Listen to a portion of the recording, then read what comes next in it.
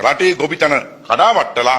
රටින් හාල් ගේනවා ගේන එක ඇතුලේ කොමිස් ගහනවා කොමිස් ගහන්න නම් රටින් ගේන්න ඕනේ රටින් ගේන්න නම් රටේ හිගයක් ඇති කරන්න ඕනේ හිගයක් ඇති කරන්න නම් ගොවියට කෙලවන්න ඕනේ දැන් ඒ ගොවියට කෙලවලා මේගොල්ලෝ රටින් ගේනවා රටින් ගෙනල්ලා මෙහි උදම් මනනවා මෙට්‍රික් ටොන් ලක්ෂයක් ගෙනකොට එක මෙට්‍රික් ටොන් එකකින් $100යි මෙට්‍රික් ටොන් ලක්ෂෙන් $100,100යි හිතන්නකෝ $100,100යි කියලා කියන්නේ $10 මිලියන 10යි $10 මිලියන 10 කියලා කියන්නේ රුපියල් මිලියන 30000යි රුපියල් මිලියන 30000යි කියලා කියන්නේ කෝටි 300යි ඉතින් මෙට්‍රික් ටොන් ලක්ෂ 3ක් ගෙනකොට කෝටි 900යි එහෙමයි ගහන්නේ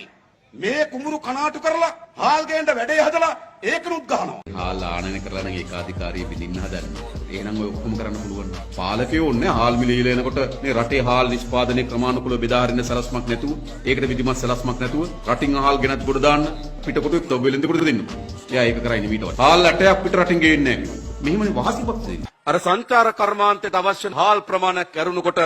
වෙන කිසි හාල් ඇටයක් අපි ආනයන කරන්නේ නැහැ ලංකාවට වෙන කිසි හාල් ඇටයක් අපි ආනයන කරන්නේ නැහැ